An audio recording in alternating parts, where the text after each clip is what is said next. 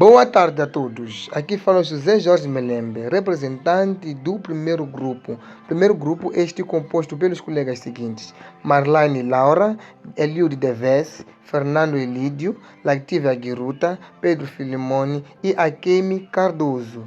Estou aqui em representação mesmo do primeiro grupo para poder falar do Timer 555 em configuração monostável. Mas o que seria o Timer 555 em configuração monostável?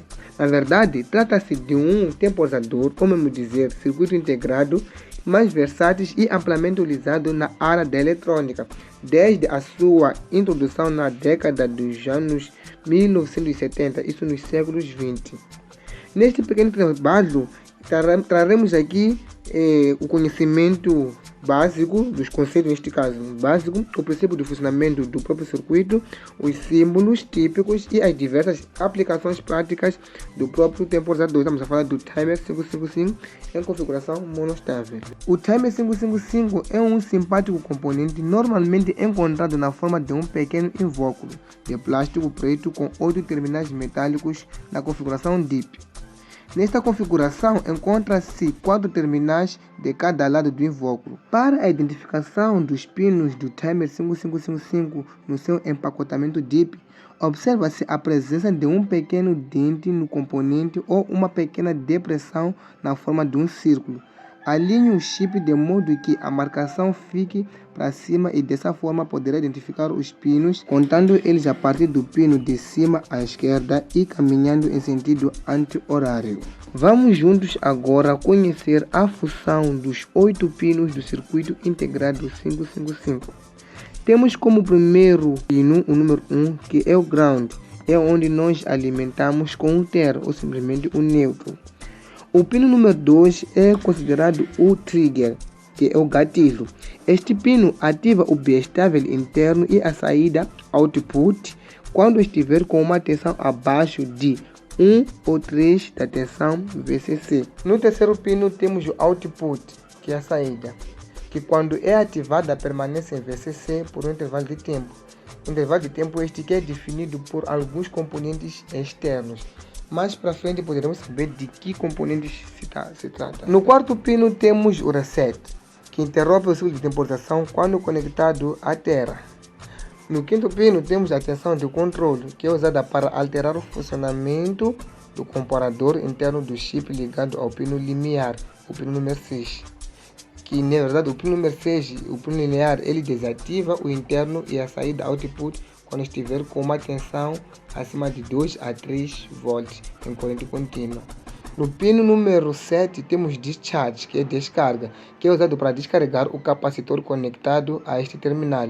Se for a lembrar, falou-se de componentes externos que é ligado ao pino número 3, o output. Então, aqui no discharge número 7, estamos falando do pino que é usado para descarregar o capacitor. O capacitor esse que é um dos componentes externos.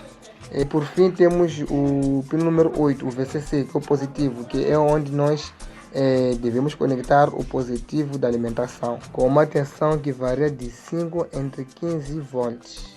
Classificação dos monostáveis. Os monostáveis podem ser classificados em não redisparável e redisparável. Vamos primeiro falar do monostável não redisparável. Estes circuitos não respondem ao disparo caso a sua saída esteja no estado quase estável. Isto quer dizer que o circuito tem que estar no seu estado estável para responder a um disparo. Os monostáveis podem ser disparados pela borda positiva ou negativa. Temos aqui neste exemplo, né, nesta primeira imagem que aqui temos, não sei se está bem nítida para vocês, poderá estar nítida para vocês, mas o que acontece aqui, nessa figura aqui, o monostável dispara na borda positiva. Nota-se que o tempo quase estável é maior do que o tempo do clock. Então, neste intervalo de tempo quase estável, o circuito recebeu outra solicitação assim que é, de disparo por ser tipo não redisparável. Então, aqui o circuito não responde. Diferentemente do monostável passado, que é não redisparável, o esse redisparável responde iniciando novamente a contagem. Isto é, porque ele responde a qualquer tempo ao disparo, mesmo que a sua saída esteja no estado quase estável. Como havia dito na operação passada, que os monostáveis podem ser disparados pela borda positiva ou borda negativa. Aqui nesta figura aqui, o monostável dispara na borda positiva. Nota-se que o tempo também aqui, diferentemente de lá, quase estável, é maior que o tempo de clock. Nesse intervalo de tempo quase estável, o circuito está recebendo outra solicitação de disparo por ser um tipo de circuito, um outro tipo de operação monostável redisparável. Modo de operação monostável. O modo de operação monostável do timer 555 é uma configuração em que o circuito gera o único pulso de saída em resposta a um sinal de disparo. Após o disparo, o circuito retorna ao seu estado estável até que o novo pulso de disparo seja recebido. Na verdade, aqui trata-se muito mais assemelha-se a um flip-flop, que ele muda de sinal quando é dado um pulso na sua entrada, assim podemos chamar o clock. Isso que acontece. Então, no circuito, isto faz que o temporizador 555 faça uma excelente escolha para a aplicação que necessita de um tempo de atraso controlado. Então, o modo de operação é tão fácil, é só imaginarmos um flip-flop com mais duas chaves, uma aberta e outra fechada. Princípio de funcionamento do timer 555 na operação monostável. Ele funciona como um disparador. Quando ele recebe um sinal adequado no gatilho, ele gera um pulso de duração específica na saída. Depois ele volta a deixar a saída desligada e fica pronto para receber o outro estímulo. Eu, como estava a dizer no slide anterior, que esse circuito aqui iguala-se a um flip-flop, que ele só pode mudar do estado quando for a receber um outro sinal, não é? Então, o que acontece com isso? Caso durante o período em que a saída está ligada, ele receber o sinal de reset, ela é desligada imediatamente. Então, quero acreditar eu que o princípio de funcionamento é tão fácil como o modo da operação foi dito aqui. Então, o princípio de funcionamento, na verdade, baseia-se nisso. Ele só pode mudar de estado quando for a receber um outro sinal. Controlando o tempo. Veremos agora como é controlado o tempo no modo monostável do timer 555. Então, aqui é neste momento em que vamos ver os dispositivos externos que são conectados ao nosso circuito. Se for lembrar, quando se falava das funções dos pinos, então falou-se que também tem uns dispositivos que são conectados ao timer para poder exercer as suas funções. Então, quais são esses dispositivos? Estamos a falar aqui do resistor, de uma resistência e um capacitor. O que acontece aqui? Temos aqui a fórmula, que é T igual a 1,1 vezes resistência vezes o valor do capacitor. O C significa o capacitor. Então, 1,1 é constante.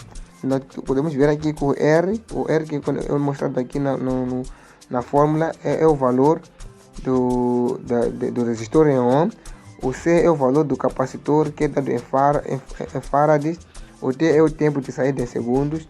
E desta maneira, para o nosso circuito, para mais à frente poderemos ver o circuito, né? Mas aqui temos exemplo do circuito que temos o R1, que é a resistência 1, tem 100 ohms, e o capacitor tem 47 farads. Então, como a nossa fórmula nos diz que T tem que ser igual a 1,1 vezes resistência vezes capacitor, então temos aqui o valor. Primeiro aqui colocou-se o valor da resistência, depois o valor do capacitor e por fim 1,1 que é da constante. Então somando tudo dá 5,17 segundos. Então vamos nos desculpar também, aqui temos uma pequena falha, estamos a ver aqui da última parte que o slide não pude aqui mostrar tudo, mas aqui o que vem? Diz uma nota que vem assim: se trocássemos o capacitor de 47 por um de 10,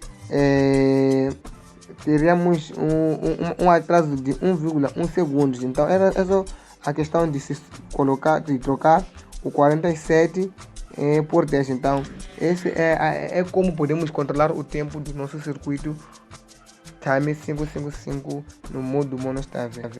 Composição e o circuito do Timer 555 no modo monostável.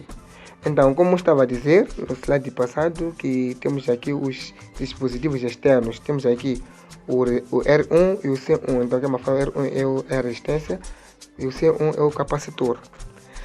Vamos ver bem aqui o nosso circuito. Vamos trabalhar muito mais na parte interna.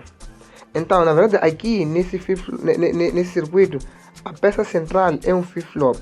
Pode-se entender o flip-flop como duas chaves que estão acionadas em conjunto quando eles recebem um determinado sinal e que muda de estado quando eles recebem o outro. Nesse caso, os sinais estão indicados por baixar e subir. O flip-flop tem um papel fundamental em acionar a saída e controlar o carregamento do capacitor. Observa-se que por de cima é conectado ao pino de discharge e de baixo é conectado à saída output. Depois tem um divisor de tensão com 3 resistores. Vamos ver aqui na parte de cima, essas coisas brancas retangulares são nossas resistências, não é? Então, com o mesmo valor. Então, eles estão ligados, não é? Entre si, com o mesmo valor, estão ligados em série. Então, esse divisor de tensão cria 2 pontos intermediários, com o ponto 1 e 3 de VCC e 2 e 3 de VCC, respectivamente. Ligado ao pino 2 gatilho, que é o trigger, temos um comparador que compara o sinal de gatilho com a tensão de 1 e 3 VCC, quando a tensão do gatilho é menor de 3 ou do ponto número 1 e 3 VCC. E o comparador faz o que? Ele envia um sinal ao flip-flop para poder abaixar. E para completar, temos um outro comparador ligado ao pino threshold. Threshold estamos falando do pino número 1, 2, 3, 4, 5, 6. O threshold que fica maior que 2 e 3 de VCC. E ele envia um sinal para o flip-flop para poder subir. Ao ligar o circuito, os pinos do gatilho trigger e reset positivos em VCC, graças aos resistores de pull-up, aqueles que estão ligados em série, neste caso, não é? Além disso, temos o capacitor, que numa primeira fase fica sem carga. Os dois comparadores estão desativados. Assim, ao ligar o circuito, o flip-flop está na posição em cima, não é? Como na figura mostra. Estão a perceber aqui na primeira figura, aí no meio, nessa parte verde, não é? Tem dois pulsos, ou tem duas chaves, para perceber, parecem comutadores. Então, ao pressionar a chave 1, o S1, ao pressionar a chave 1 ligada ao gatilho de tensão, ele cai, pois ele está conectado à terra e com o comparador A, ele envia o sinal para o flip-flop para baixar. E ao ir para a posição embaixo, o flip-flop conecta a saída ao pino VCC e o LED acende simultaneamente a outra chave do flip-flop, desconecta o pino e descarrega na parte de discharge da terra e permite que o capacitor comece a carregar através do resistor 1.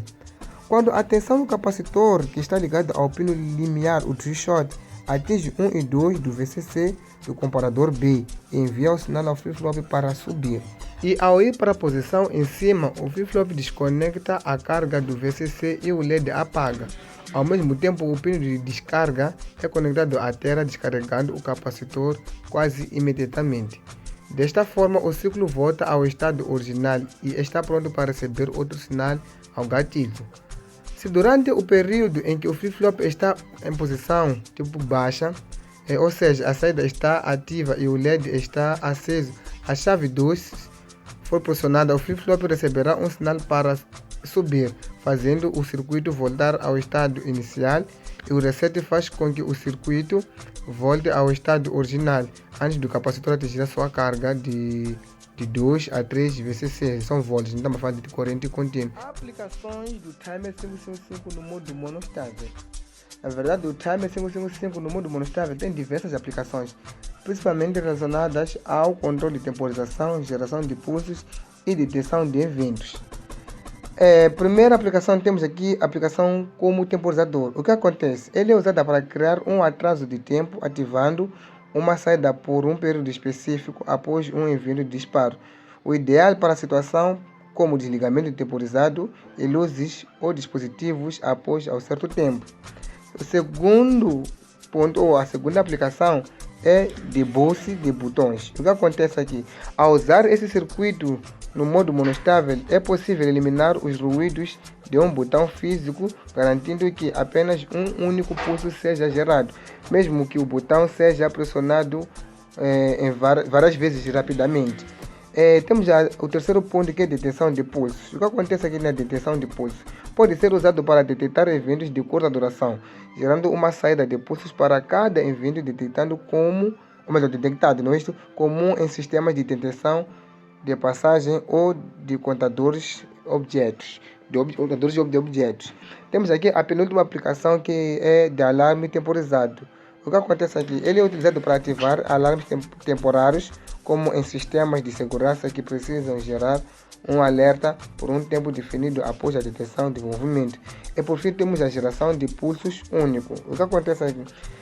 Quando precisa se gerar apenas um único pulso de duração específica em resposta a um sinal de disparo, esse circuito 555 no modo de operação monostável, ele é ideal em alguns sistemas eletrônicos, porque ele pode ser usado para rastrear automaticamente o circuito após um tempo determinado e evitando falhas. E por fim temos aqui a conclusão. Após todas essas informações dadas aqui nesse slide ou nesta apresentação, o grupo obteve em ver que o circuito 555 no modo monostável demonstra ser uma solução versátil e eficaz para uma ampla gama de aplicações que exige controle precioso do tempo.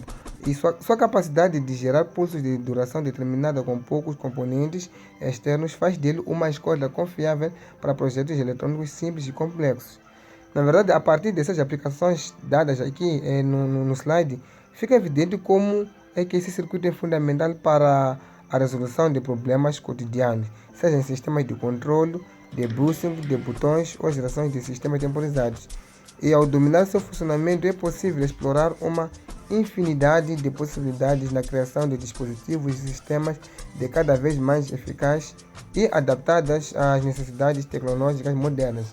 Então, era mais ou menos isso que o grupo 1 tinha que trazer respeito ao Timer 555 na operação monostável.